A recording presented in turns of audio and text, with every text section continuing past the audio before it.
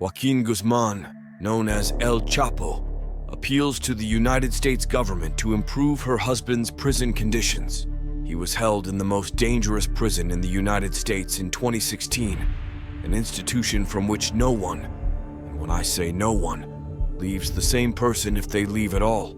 However, in the midst of all this, the real question we should be asking ourselves is how the hell the famous Chapo ended up behind these walls.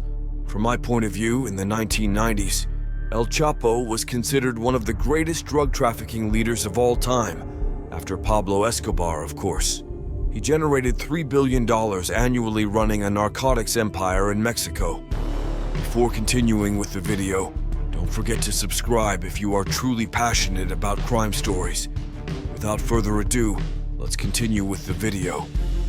He was the founder of the famous Guadalajara cartel before forming his own organization, the Sinaloa Cartel. However, after the death of a Catholic cardinal was linked to his organization, El Chapo was arrested for the first time on June 9, 1993 by the Mexican army. This twist was the point at which his narrative became intriguing. El Chapo, sentenced to 20 years in prison for different charges, had to serve his sentence in a maximum security federal penitentiary in Mexico. However, when someone has as much money and influence as El Chapo, you realize that he cannot be stopped so easily.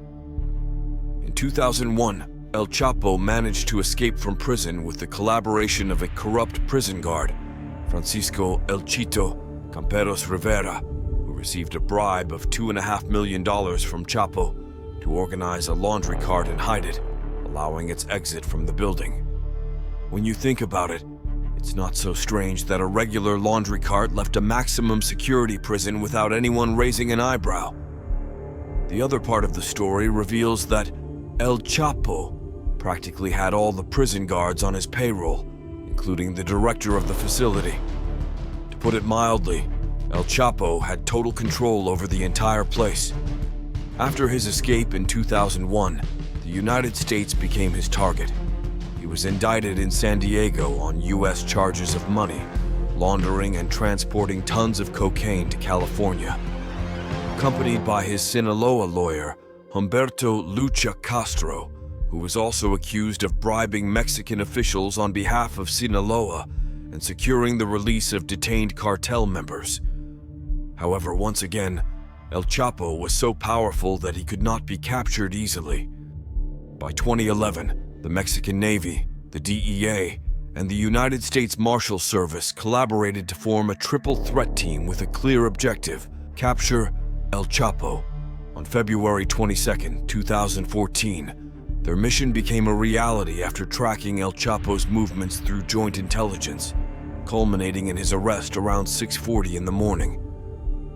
Subsequently, he was transferred to the Federal Center for Social Readaptation No. 1, a maximum security prison in Almoloya, State of Mexico, using a federal police helicopter. The tunnel was equipped with artificial lighting, air ducts, and high-quality construction materials. A motorcycle was found in the tunnel, which authorities believe was used to transport materials and possibly Chapo himself. At this point, everyone was fed up with El Chapo's tricks. The Mexican government, the DEA, and other agencies decided it was time for the United States to intervene. Despite the resistance and fight for his extradition, after his third arrest on January 8, 2016, El Chapo received a one-way ticket to the maximum security prison.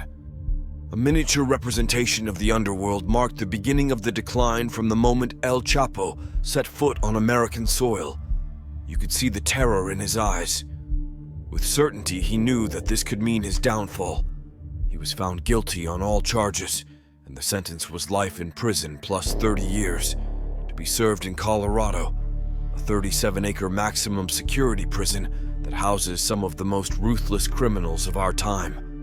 These individuals are true titans and have no interest in money or power. His only desire is to witness people suffering in the most sadistic ways. Now, El Chapo, like other inmates, is in solitary confinement for 23 hours a day. They are only allowed 1 hour outdoors, and during this time they are not allowed to see or talk to other inmates. They are left alone with their own thoughts. According to former inmates, it is a truly terrifying experience. Additionally, during this hour of free time, inmates are under strict supervision and kept chained to prevent any attempts to run or take inappropriate actions.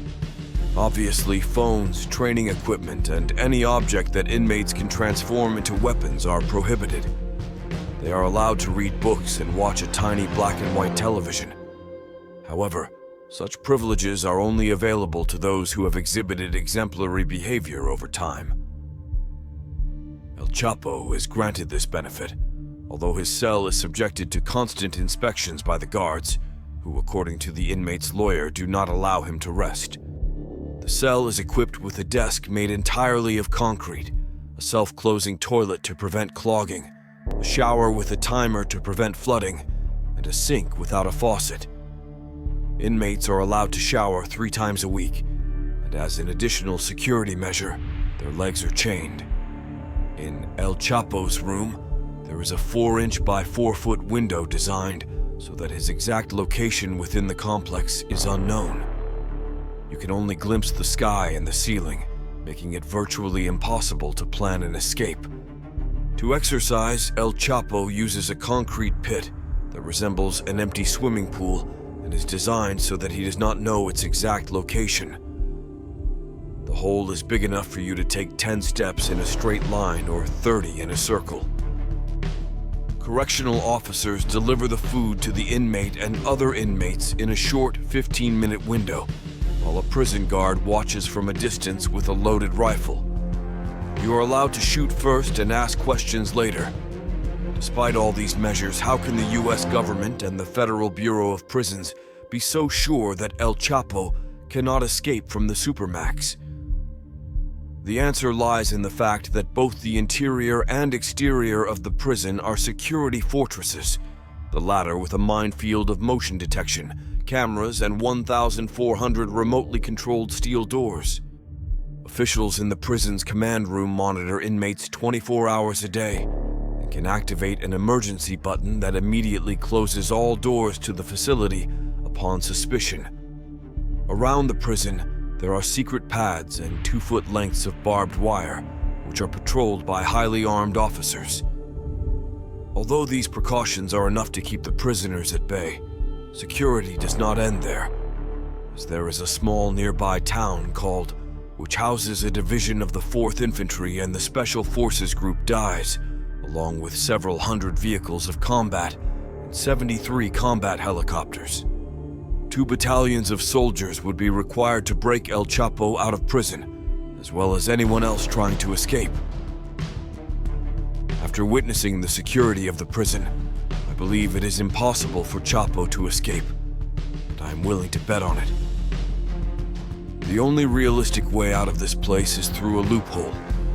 Despite the unwavering security of many human rights advocates consider the conditions too harsh for anyone, even criminals, since they are still human beings. However, what these activists fail to understand is that this facility was not designed for just any criminal. Its construction was a direct response to the fatal attack by 2 prisoners, members of the Brotherhood, who stabbed correctional officers at the United States Penitentiary. The stabbings occurred and were attributed to inadequate prison design, leading Federal Bureau of Prisons officials to propose a new facility to isolate the most dangerous and uncontrollable inmates for security reasons. This is how the Supermax was born on January 11, 1995. Currently, it has around 3 inmates, including El Chapo. However, like El Chapo, the inmates are high-level criminals.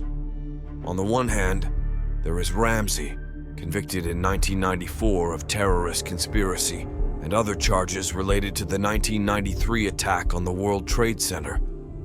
He was also convicted in 1993 of masterminding a foiled plot masterminded by senior Al-Qaeda member Shaqeed Mohammed to bomb 2 airliners within a 48-hour period. Then there is Omar Abdul Talab, a Nigerian citizen and member of Al-Qaeda in the Arabian Peninsula, pleaded guilty in 2000 to attempting to use a weapon of mass destruction to try to blow up Flight 263 from Amsterdam to Detroit on Christmas Day, 2009.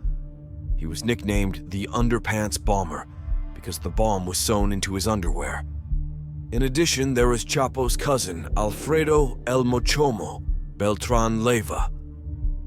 Alfredo was Chapo's business partner and also led the Beltran organization, which operated from Sinaloa, Mexico, between the 1990s and 2000s. Beltran Leyva was responsible for the wholesale shipment of cocaine and methamphetamines in the United States, Mexico, and South America.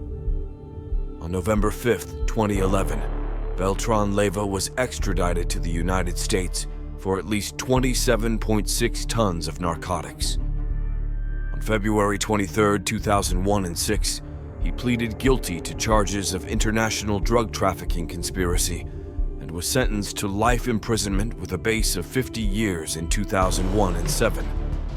He was also ordered to forfeit $529 million of profits made from his organization. These are just 3 of hundreds of extremely dangerous criminals in one sense. One could argue that they deserve the severity of the punishment they are receiving. However, at the same time, there are some criminals who may not have committed a crime as high profile as these, but are still kept under rigorous measures. In addition to this, there have been many controversies regarding the impact of these measures on humans since Supermax opened its doors in 1995. 8 different inmates have committed suicide within the facility. In 2002, inmates filed a federal class action lawsuit against the Bureau of Prisons. The lawsuit alleged chronic abuse and failure to properly diagnose prisoners suffering from serious mental illnesses. At the time of the lawsuit, only 6 inmates had allegedly died by suicide. Critics claimed that the use of prolonged confinement in solitary confinement negatively affected the mental health of prisoners. Numerous studies support that conclusion. The prisoners of Unit H, which is El Chapo's unit, are an example of the challenges and controversies surrounding these practices.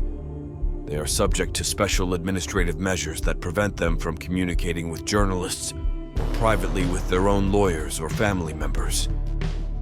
These are some of the things that Chapo's people and his lawyer are demanding change. A prisoner named Jabbar Currents, who was a former inmate, had this to say when talking about the effects of confinement. The only way for El Chapo to leave the maximum security prison of Edge towards a vision of lower maximum security is if his lawyer's appeal is successful. Now, of course, El Chapo is currently on his best behavior, but the chances of the appeal being accepted are almost zero. If he continues to demonstrate good behavior, he could be transferred to a lower security prison, as are almost all prisoners. So perhaps El Chapo will be transferred to a lower maximum security prison. Or maybe not. But the fact remains that there is no way in God's world for El Chapo to escape from the maximum security prison.